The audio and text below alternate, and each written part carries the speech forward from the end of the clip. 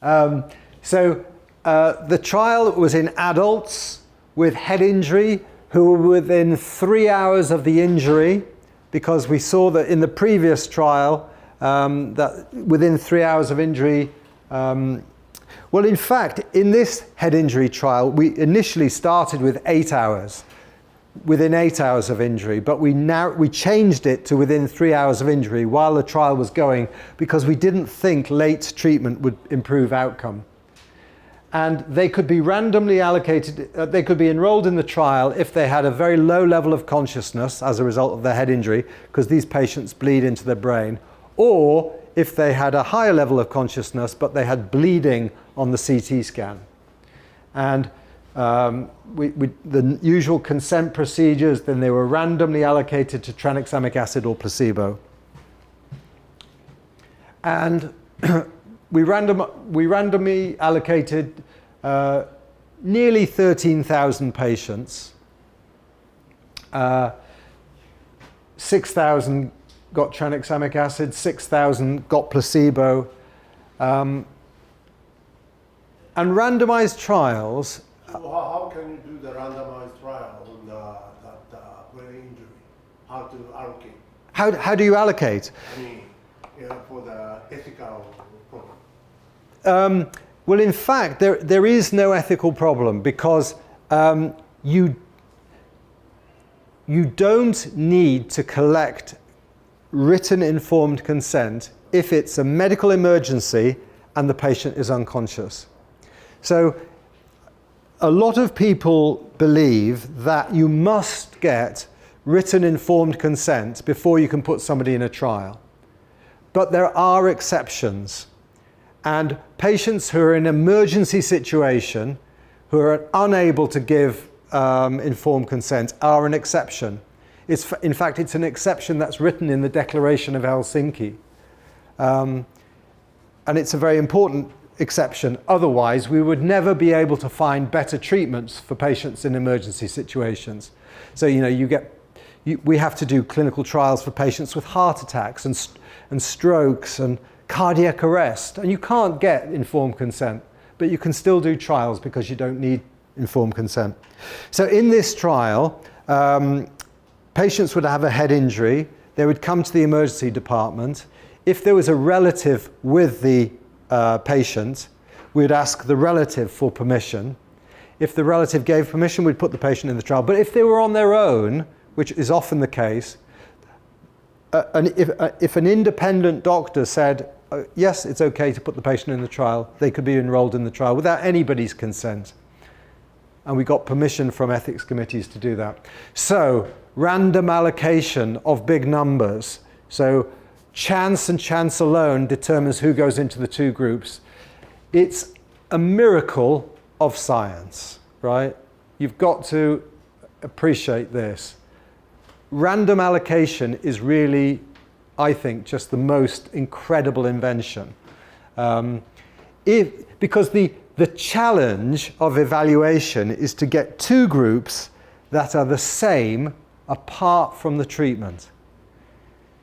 And if you can get two groups that are the same apart from the treatment, any difference in outcomes, you can say, is due to the treatment. Yeah? And look, these are the baseline characteristics of the patients in the two groups. And this is the severity of head injury, and it's beautifully matched. 38%, 38%, 33%, 33%, 1%, 1%. It's wonderful, right? So usually when you have a clinical trial, people show this table, baseline characteristics, and people don't pay any attention to it. They just want to get to the results. But I think they're marvelous. I think they're really special because they show the power of randomization, especially with large numbers. Now, we did notice while the trial was going that we were getting, this is the Glasgow Coma scale. That's a measure of how unconscious the patient is. And this is a measure of the pupil reactions. Now, the pupils, they react to light, but if the pressure builds up inside the brain, they stop reacting to light. And that means you're almost dead. it's a very bad sign. It means that there's pressure building up inside the brain and the brain's been squashed. So we were a little bit surprised that we have so many patients with pupils that weren't reacting anymore, because this means that these patients are almost dead. And if you put patients who are almost dead or in a trial, they can't really benefit from the trial treatment, and they just dilute the treatment effect. So we were surprised by this, and so we planned an analysis that excluded patients who had this very bad prognostic sign. And then other baseline characteristics, everything really beautifully matched. So this is good. This is looking good. We've got, a big randomized trial, 2 groups of patients, well matched at baseline. How is that this histogram on the GCS? It's almost about the same, but actually in a clinical situation, it's kind of sort of peak on some GCS number. Yeah. Is that why do you? This isn't really a histogram. All this is showing is that this is the tranexamic acid group, and this is the percent of patients in these different categories. And this is the placebo group. And what I'm trying to show is that they're very well matched. That's all the only point of this slide.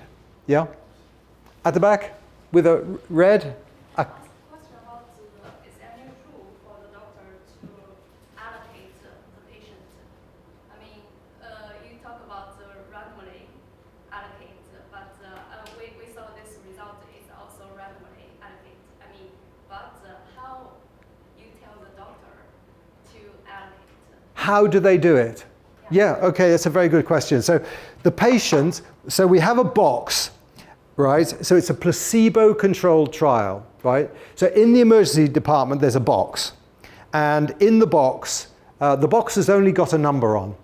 And in the box, there's either, there are some vials, and they're either drug or placebo. And you can't tell. They're just a clear liquid.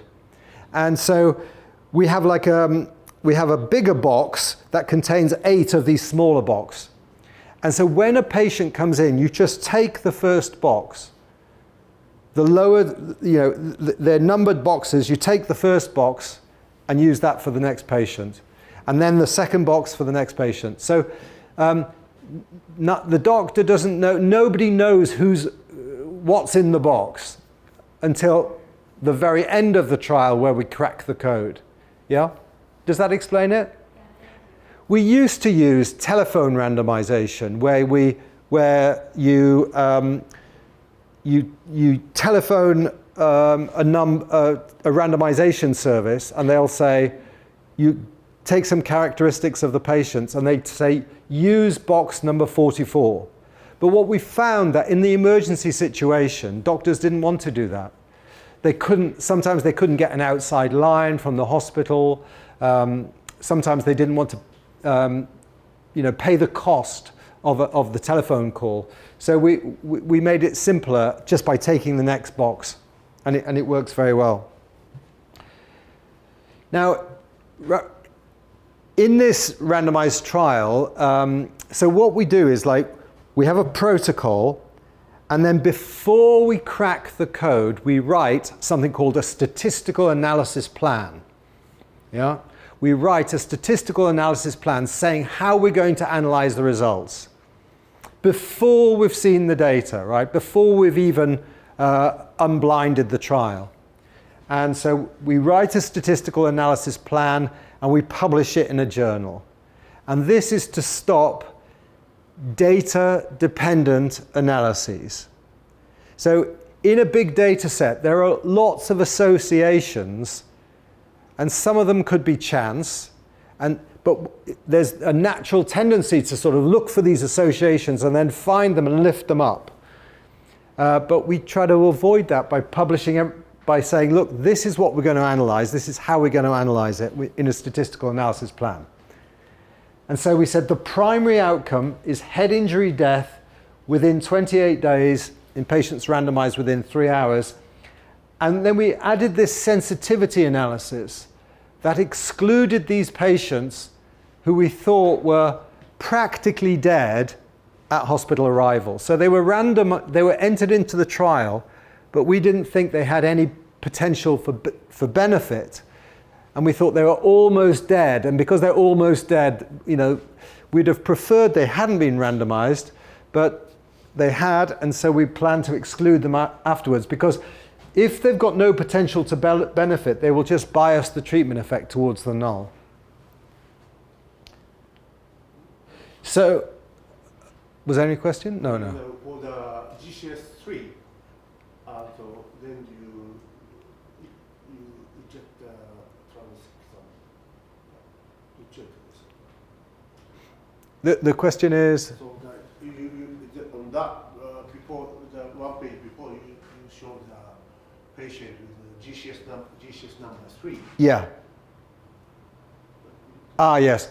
Yeah, so if they have a GCS of 3, GCS of 3 and pupils that don't react, that's a really bad sign. Those patients, nearly all of them die. And especially in low and middle income countries, nearly all of them die. And so we were concerned that they were randomized into the trial. And so we said that they've got no potential to benefit, or very little potential to benefit. So we're going to do a sensitivity analysis that takes them out and see its effect on the treatment. So I think just as a question, also that every patient was taken the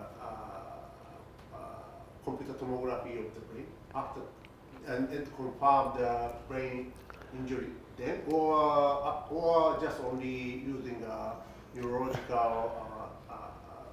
Just for the inclusion criteria, well, if the patient was very bad, if the patient had a low level of consciousness, they could be included in the trial without a CT scan. But patients who had a more mild head injury needed a CT scan and to see blood on the CT scan before they could go into the trial. Yeah? Masafumi, I think you had a hand up. Yes, thank you. So, the most severe patients will die anyhow. So, why did you include those patients? People will die due to infection. Yeah, it was because we didn't expect that they would be included. I mean, when we were planning the trial, some people said, look, we said we should exclude these patients. And other people said, well, sometimes, you can have a very low GCS because you're drunk, extremely drunk. And so we thought, well, let their doctors use their judgment about who to put in the trial and who to not put in the trial. We said in the inclusion criteria that patients should only be randomized if there's a potential to benefit. And we thought that would cause doctors not to put patients with a very low GCS in because they don't have a potential to benefit. But in actual fact, what happens is when you do a trial, people they don't use much judgment at all, and they just put everybody in who meets the inclusion criteria. So, I think the next slide.